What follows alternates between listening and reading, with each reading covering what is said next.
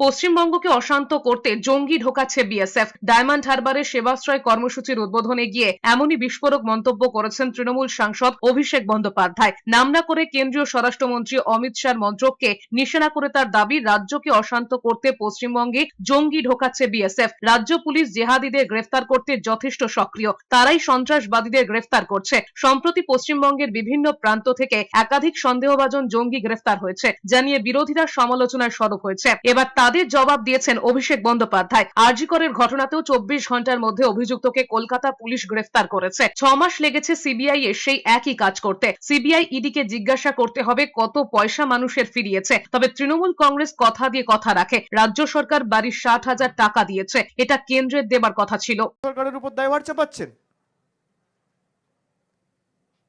কেন্দ্রীয় সরকার ব্যর্থ, স্বরাষ্ট্রমন্ত্রী ব্যর্থ।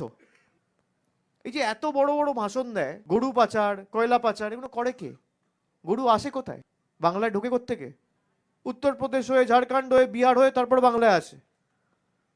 তো উত্তরপ্রদেশে বিহারের সরকার কার? সবার আগে তো যোগী আদিত্যনাথের জেলে যাওয়া উচিত, তারপর অমিত শাহ।